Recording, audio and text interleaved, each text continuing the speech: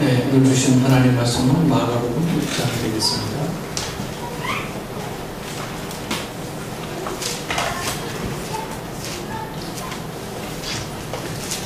마가복음 6장 14절부터 29절 말씀까지 우리 교독합니다. 마가복음 6장 14절부터 29절까지 우리 교독합니다. 제가 14절 말씀 보겠습니다.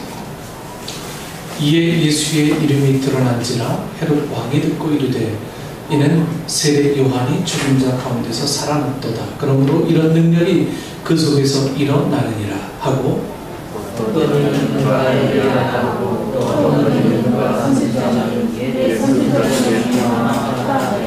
헤롯은 듣고 이르되 내가 목벤 요한 그가 살아났다 하더라.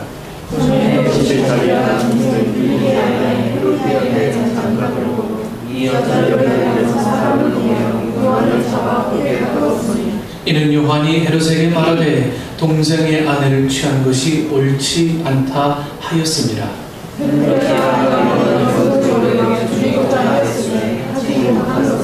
헤롯이 요한을 의롭고 거룩한 사람으로 알고 두려워하여 보호하며 또 그의 말을 들을 때에 크게 번민을 하면서도 달갑게 들음이로라. 마침내 주문을 했으니 곧 헤롯이 자기 생일에 시신들과 손자들과 갈릴리의 개인들로 잔치하였으되 헤로디아의 딸이 친히 들어와 춤을 추어 헤롯과 그와 함께 앉은 자들을 기쁘게 한지라. 왕이 그 소녀에게 이르되 무엇이든지 내가 원하는 것을 내게 구하라 내가 주리라 하고 또 백사장을 무엇이든지 내게 구하면 내 나라의 절반까지라도 주리라 하거늘 그가 나가서 그 어머니에게 말하되 내가 무엇을 구하리이까? 그 어머니가 이르되 세례 요한의 머리를 구하라 하니 그가 곧 왕에게 급히 들어가 구하여 이르되 세례 요한의 머리를 소방하여서 곧 내게 들어오라 하니 왕이 심히 근심하나 자기가 맹세한 것과 그 앉은 자들로 인하여 그를 거절할 수 없는지라. 왕이 곧 시리아 하나를 보며 요한의 머리를 가져오라며 하니 그 사람이 나가 옷에서 요한을 녹여 그 머리를 소반에 얹어다가 소녀에게 주니 소녀가 이것을 그 어머니에게 주니라. 요한의 제자들이 들어와서 시체를 가져다가 장사합니다. 아멘.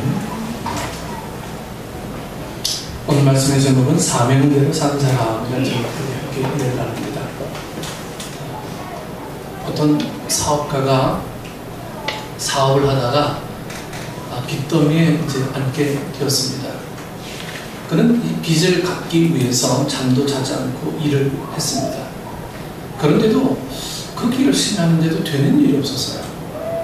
계속 더 구렁텅이에 더 빠져만 들어가고 있었습니다. 그때 그는 하나님께 이제 무릎을 꿇었습니다. 내가 뭐가 문제일까? 무엇이 문제일까? 내가 뭐가 잘못됐지? 이렇게 생각하다 그는 사업의 주인이 하나님이 아니라 이 자신으로 생각하였다는 것을 깨닫게 됩니다. 그는 신자로서 하나님의 사업을 해야 하는데 자신의 사업을 한 것입니다. 그래서 이 모든 사업의 계획과 진행을 하나님의 것으로 인정하고 하나님의 말씀대로 기도하면서 하나님께 의뢰했습니다. 이제 사업에 문제가 생기면 그는 이제 걱정하지 않고 이제 주님과 날마다 의논하기 시작합니다. 그리고 시간을 내서 교회에 이제 봉사하는 일에 나서고 그는 전도하는 일에까지 늘 열심을 다하기 시작했습니다. 사람들은 이 사람을 미쳤다고 했어요. 재산 다 잃고 이제 쫄딱 망하고 나니까 사람이 저 모양이 되었다. 이제 막 수군거립니다. 그런데 이상하게도 그때부터 이제 회사가 일어나기 시작합니다. 그 회사에 이제 기적이 일어나게 되었어요. 그의 사업의 비결은 너무너무 이제 간단했습니다. 모든 사업의 운명을 주님께 맡기고 전폭적으로 이제 믿음을 했습니다. 여러분 여기에 비결이 있었어요. 여러분 남 이야기니까 이게 그렇지라고 들으실 수 있지만 여러분들 이 이야기는 여러분들의 이야기이며 여러분들의 고백이 되어야 될 줄 믿습니다. 모든 주인, 모든 사업의 주인은 하나님입니다. 그게 우리의 자녀들일지라도 우리의 사업과 우리의 모든 형편을 주관하시는 주님 앞에 모든 것을 맡기고 인원하는 거예요. 그래서 여러분 날 아침에 일어나면요, 주님을 먼저 찾으십시오. 주님 먼저 찾으시고, 하나님 오늘은 내가 무엇을 어떻게 해야 될지 하나님 앞에 무릎 꿇고 기도하십시오. 그렇게 되면 여러분 삶 속에서 어떤 믿음의 어떤 체계들이 생겨나게 돼요. 날마다 주님에게 묻는 이제 연습이 비로소 시작이 될 겁니다. 주님께 묻고, 주님 어떻게 할까요? 주님 오늘 하루는 이런 일들이 있습니다. 주님께 보고하고, 주님은 여러분을 보고하더라도요 아마 묵묵부답이실 겁니다.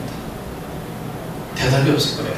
그런데 주님은 그 대답을 어디서 듣게 하시냐면 우리가 만나는 사람, 그리고 우리가 하는 일, 그리고 우리가 하는 모든 행위 속에서 우리가 주님을 만날 수 있는 기회들을 제공하세요. 기도할 때는 아무런 응답이 없는 것 같지만 그 기도하고 난 후에 나가서 살면요 모든 상황들이 주님과 만나는 상황들로 바뀌어지게 되는 삶을 여러분들은 경험하게 될 줄 믿습니다. 그래서 우리가 날마다 먼저 주님을 의뢰하십시오. 주님께 물으십시오. 묻기만 하고 잊어버리면 안 돼요. 좀 묻고 내가 오늘 무엇을 해야 되는지, 내가 뭘 어떻게 해야 되는지 늘 감사하는 마음을 갖고 기도하실 수 있기를 원합니다. 오늘 세계적인 이 위기에서 어떻게 하면 사업적으로 경제적으로 일어날 수 있을까 하는 것은 여러분 우리 모두의 관심사일 겁니다.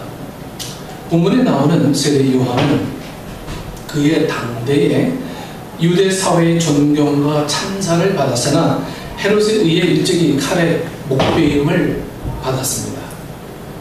예수님께서는 세례 요한을 가리켜서 여자가 난 자 중에 세례 요한보다 큰 이가 일어남이 없도다. 마태복음 11장 11절에 이 요한을 그렇게 기록합니다. 여자가 난 사람 중에 이렇게 큰 이가 일어나지 못했다. 그리고 그는 예수의 선교활동에 가장 큰 영향을 미친 위대한 인물로 기록되고 있습니다. 사람은 인생을 오래 사는 사람도 있고 짧게 사는 사람도 있습니다. 그러나 그 인생이 짧던 길던 하나님의 주신 사명을 잘 감당하는 것이 성공적인 인생을 살아가는 것입니다. 이렇게 하나님은 오늘 우리 이렇게 이야기합니다. 사람에게는 네 가지 중요한 만남이 있습니다. 이 만남은 4M이라고요. 즉, 첫 번째 M은 마스터, 주인. 두 번째 M은 메이트, 즉 배우자. 네. 주인, 배우자. 세 번째 M은 멘토, 스승. 네 번째 M은 미션, 즉 사명입니다. 이 네 가지 M을 여러분 좀 기억할 수 있길 좀 바랍니다. 마스터, 메이트, 멘토, 미션. 창조주 하나님이 만드신 모든 피조물에는 다 사명이 있어요. 여러분들 사명이 없이 하나님께서 여러분들을 이 땅에 보내셨으니까 결코 그렇지 않습니다. 여러분들에게는 여러분들의 사명이 있기 때문에 하나님께서 우리를 조성하셔서 이 땅에 보내주셨다라고 하는 거예요. 화초는 아름다운 꽃을 통해, 또 새들은 아름다운 소리로, 과일은 아름다운 맛으로, 짐승들은 이 고기와 이 가죽들로, 또 털로 하나님을 찬양하고 사람들에게 기쁨을 안겨줍니다. 특별히 사람은 하나님의 형상을 닮은 특별한 존재로, 이 목적과 사명을 가진 존재로 태어났습니다. 사람은 3번 태어나야 한다고 이렇게 저는 믿습니다. 3번 태어나야 한다. 첫 번째 육신의 태어남과 또 영적인 중생, born again 되는 거예요. 그리고 사명을 발견하는 것이 이 세 번째 태어남입니다. 첫 번째 육신으로 우리 부모로부터 태어나는 것, 그리고 중생하는 것, born again 하는 거예요. 그리고 세 번째로는 사명을 발견하는 것, 이게 세 번째 탄생이라고 봅니다. 여러분 아직까지 내 사명을 온전하게 발견하지 못했다면 우리는 중생까지는 했으나 세 번째 탄생인 이 사명을 발견하지 못한 채 아직도 사명을 사명이 뭐가 뭔지를 모르는 채 살아가는 불완전한 존재로밖에 살아갈 수가 없는 거죠. 그리스도인들의 사명을 발견할 때 비로소 우리는 마태복음 5장 13절 14절에서 말씀한 세상의 빛과 소금된 일들을 우리가 비로소 할 수 있는 거예요. 세상의 빛과 소금된 일들을. 소금이 아무 곳에서나 다 유익을 바라는 건 아니죠. 소금이 있을 장소에서 소금의 그 능력을 바라고요. 그것이 바로 사명이라고 하는 거예요. 사명. 하나님은 사명을 발견한 사람들에게 영역을 주시고요, 지력과 체력과 경제력을 주셔서 쓰세요. 하나님, 내가 지금 하나님 일을 하고자 합니다. 하나님, 지금 경제적인 문제에 어려움이 있습니다. 하나님, 내게 경제적인 능력을 좀 주십시오. 내 것을 채우고자 하는 욕심이 아니라 하나님의 것을 위해서 내가 헌신하고자 하는 욕심이 있을 때 하나님께서는 비로소 그의 믿음과 그의 어떤 사명과 그의 삶의 목적을 분명히 하시고 우리에게 주신다고 하는 거예요. 여러분, 목적이 분명하고 사명이 있는데 하나님께서 왜 우리에게 물질을 허락하지 않으시겠습니까? 구했는데도 허락하지 않는 것은 어디에서 잘못 쓰려고? 정욕으로 쓰려고 잘못 구하는 거예요. 우리가. 하나님, 나 세상에서 남들은 50평에 사는데 나는 25평이 뭡니까? 여러분, 이런 구함은 하나님께서 결코 우리에게 허락하지 않으실 수 있습니다. 물론 그것이 유익이라면, 그것을 통해서 하나님의 사람이 더욱더 많은 영혼들에게 본이 된다면 허락하시겠지만, 그런 자기에게 정력이 되는 조건으로 구하는 일들은 하나님께서는 비교적 더디하시죠. 안 들어주실 경우도 많고요. 그래서 원인이 문제예요. 사명이 문제입니다. 사명이 분명하면 하나님께서 허락하실 줄 믿습니다. 우리의 사명을 다시 한번 재발견하게 될 때에 여러분들의 구함은 비로소 하나님 앞에 능력이 되어진다는 것을 말씀 속에서 깨달음을 찾을 수 있기를 원합니다. 이 마이크가 고장나면 여러분 고쳐서 쓰듯이 하나님은 사명자가 병들면 고쳐서 또 물질이 필요하면 공급해서 쓰십니다. 그러므로 사명은요, 축복이라고 합니다. 사명이고 축복입니다. 사명을 발견하지 못한 채 우리가 이렇게 늘 살아가다 보면 늘 이거 하다가 안 되면 또 저거 하고, 이거 하다 안 되면 또 저거 하고, 저거 하다 안 되면 또 이거 하고요. 내가 뭘 잘하는지, 뭘 해야 밤새도록 이걸 해도 피곤하지 않은지, 뭐가 기쁜지 이런 것들을 모른 채 한평생 살다 보니까 우리가 흐느적거리는 삶을 살 수밖에 없는 거예요. 그래서 옆에 사람들이 사명을 발견하지 못하는 사람이 있으면요, 사명을 찾아주는 거예요. 그 사명을 찾아주는 게 뭡니까? 결국은 말씀 속에 들어오는 일 외에 뭐가 있겠습니까? 말씀을 발견하지 않고 사명을 발견하는 사람은 없습니다. 그래서 우리가 말씀을 강건하게 우리가 유지되지 않은 채로 사는 사람이 이 세상에서 제대로 사명을 발견하고 산 사람이 굉장히 드물죠. 특별한 경우는 예외입니다. 부모에게서 엄청난 유산을 받아서 그것을 한평생 누리고 사는 사람들이야 사명 없이도 누리며 살 수 있겠지만, 그러나 그것 역시 그에게 맡겨진 이 물질을 온전히 사용하지 못하는 것도 사명을 잃어버린 삶의 모습이라 할 수 있을 것입니다.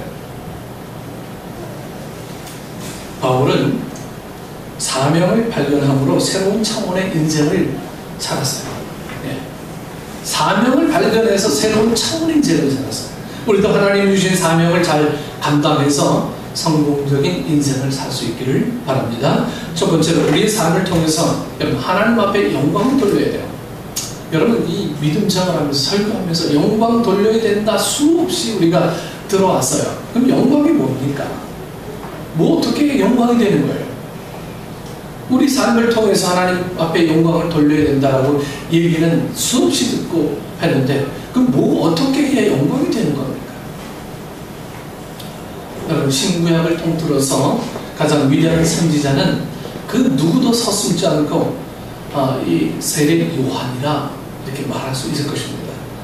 그는 이 메시아 길을 얘기했고 예수님께서 구약에서 예언한 메시아가 되심을 선포한 사람이었습니다. 이 요한은, 세례 요한은 예수님보다 6개월 먼저 출생했고 제사장의 아들이었으나 예루살렘에 머물지 않고 요단강 부근 광야에서 머물면서 금욕적이고 아주 청빈한 생활을 했습니다.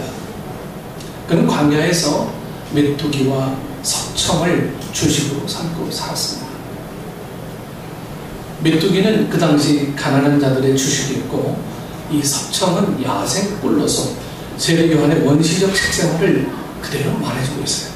세례 요한의 의식주는 모두가 거칠고 험했습니다.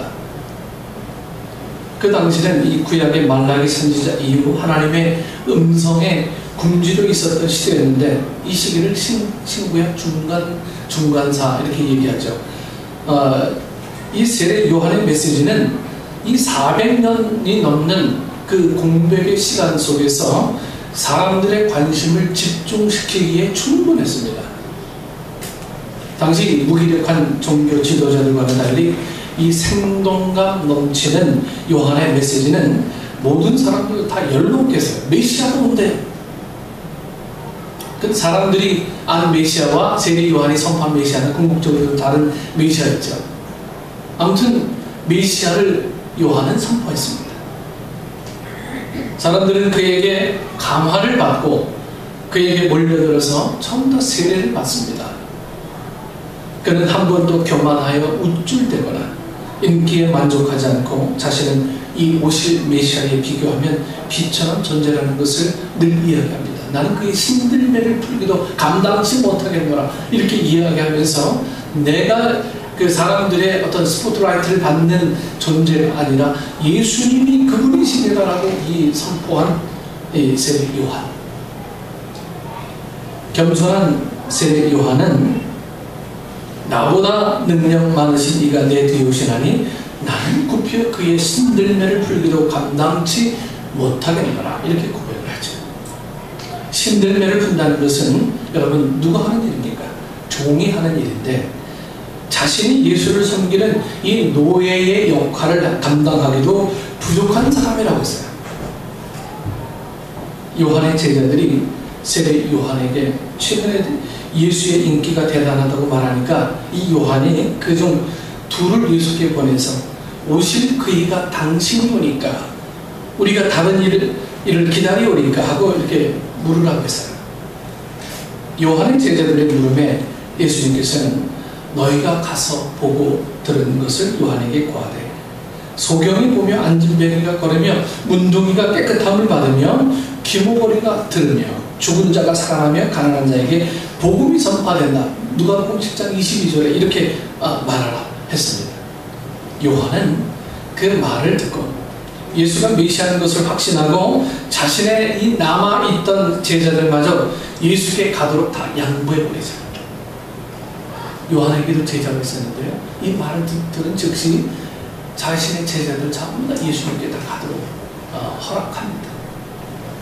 그는 오직 예수만을 위한 사람이었습니다. 이것이 세례 요한이 이제 위대한 점이죠. 세례 요한의 위대한 점.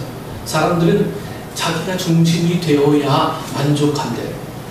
자기가 주변 인물이 되면 만족하지 못한 삶을 살아서 늘 불협화음을 만들게 되는 것이 우리의 삶의 어떤 본능적인 행태인데 이 세례 요한은 이 예수님이 어떤 분이신가를 전하기 위해서 내가 존재한다는 사명의식을 갖고 있었던 정말 사명의식에 투철한 사람이었음을 성경은 이야기합니다. 여러분 사람은 자기가 조명을 받는데 누가 싫다고 하겠습니까? 그런데 세례 요한은 분명히 자기도 조명을 받는 일, 중심의 어떤 선한 일 좋아했을 거예요. 여러분 사람이 그렇게 안 좋아하는 사람이 세상에 어디 있겠습니까? 하지만 사명이 그를 인도한 거예요. 내가 뭘 해야 되는지 아는 사람이었기 때문에 자기의 제자들마저 예수님께로 다 가도록 허락한 이 요한. 오늘 우리는 사명을 잃어버렸을 때 우리는 내가 무엇을 해야 되는 존재인지를 잃어버리고 사는 흔적거리는 삶을 살 수밖에 없다라고 하는 거죠.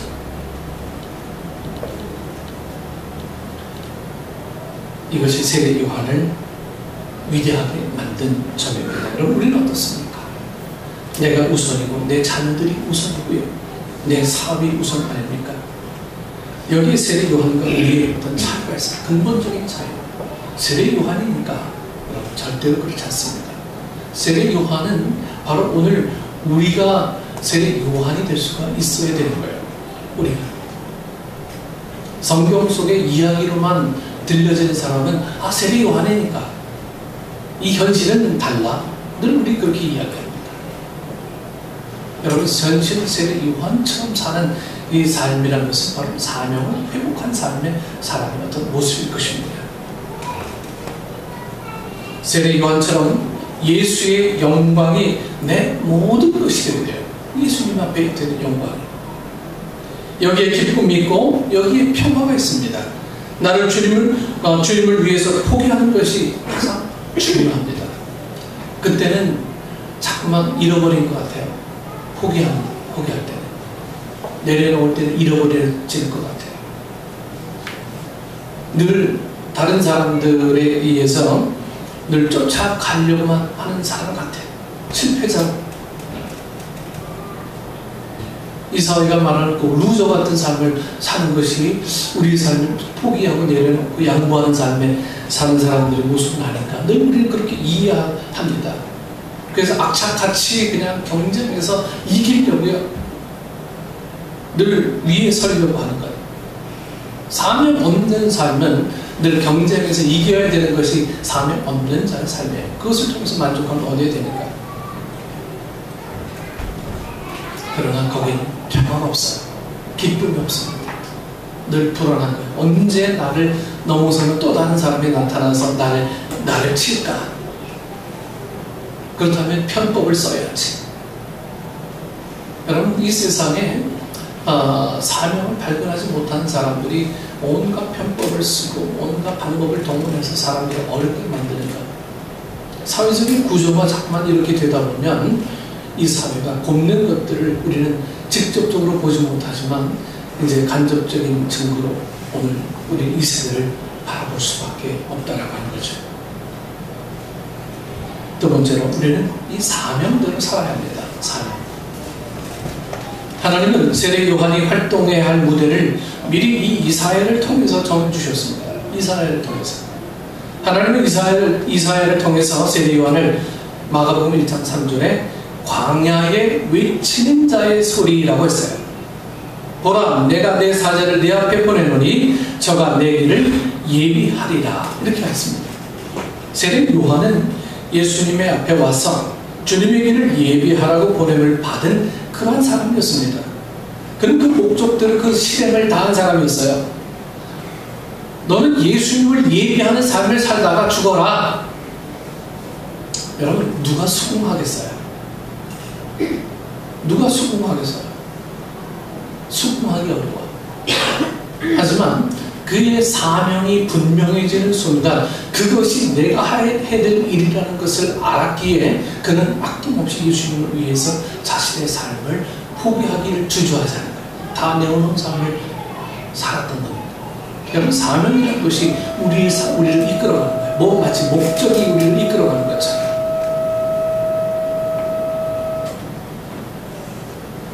세례 요한은 메시아 예수의 길을 예비하는 일이 그의 삶의 목적이었어요. 우리가 이 세상에 온 목적은 여러분 무엇이겠습니까?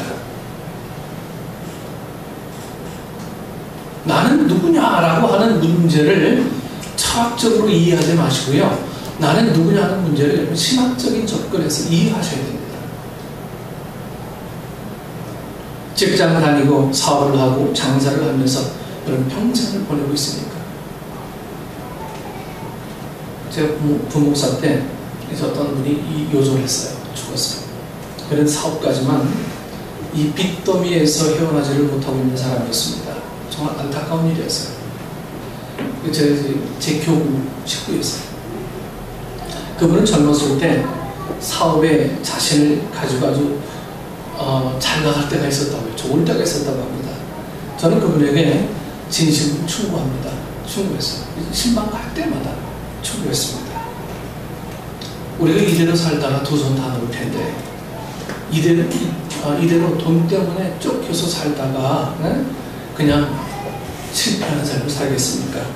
먼저 하나님 앞에 서십시오. 하나님 앞에 먼저 서는 게 우리 당신이 먼저 해야 될 가장 중요한 일입니다. 하나님과의 문제를 해결하고 하나님이 당신에게 주신 사명을 찾아서 그대로 살아가 보십시오. 하나님이 당신에게 얼마나 많은 이 탤런트를 주셨는데 이 수많은 탤런트를 다 잊어버리고 돈 벌고 거기에 만족하며 살아가는 삶을 언제까지 계속하겠습니까? 이러다가 그냥 죽었어요. 병원에 걸렸어요. 사명도 잊어버린 채, 사명이 무엇인지 모른 채 그냥 살다가 그냥 죽어버렸어요. 이 한국 화장품의 이 김광석 장로는 빚더미에서 예수를 만났다고 합니다. 도저히 자기 힘으로는 불가능한 일이었는데 그는 모든 것을 하나님 앞에 다 맡기고 감사하면서 나갔더니 얼마 후에 빚도 다 갚고 돈을 벌어서 이제 중국에 있는 이 조선족들을 위해서 연변 과학대학을 세워서 많은 인재를 키우고 있다고 합니다. 어려울 때 예수를 만나는 거예요. 여러분 삶도 그렇죠? 어려울 때 엎어지게 되죠. 어려울 때 주님 찾게 되는 건 당연하지 않습니까? 그게 기회라고 하는 거예요. 내 사명을 찾을 기회. 저나 여러분이나 다 똑같은 것 같아요. 행복하고 편하고 할 때는요 엎드릴 이유가 없어요. 왜? 잘 나가는데 뭐, 잘 되는데 뭐, 엎드릴 이유가 없는데 왜 엎드리겠어요? 하지만 지혜로운 사람들은 내가 잘 되었을 때, 모든 것이 잘 됐다 할 때 그때 겸손하고 그때 엎드리고 그때 기도하는 사람들의 삶을 여러분께서는 좀 본받을 수 있기를 바랍니다. 여러분 이것이 지혜예요. 잘 되었을 때, 문제 없을 때. 여러분 문제 있습니까? 당연히 엎드려야죠. 문제 없습니까? 그래도 더 엎드리십시오. 평안하십니까? 주님 앞에 더 기도하십시오. 형편이 주님을 통해서 만족함을 얻었다라고 우리가 이야기하는 것은 어찌 보면 교만입니다. 우리도 사명을 찾아서 그 사명대로 살아야겠습니다. 맡은 바 사명이 클 수도 있고 작을 수도 있고, 하지만 자신에게 주어진 사명에 불평하지 않고 감사하게 생각하여서 적극적으로 감당해 나가는 것이 신앙인의 자세입니다. 신앙인의 자세. 제가 한 장로님 돌아가셨지만 그분은요 교회 구석구석 돌아다니면서 쓰레기 좀 이렇게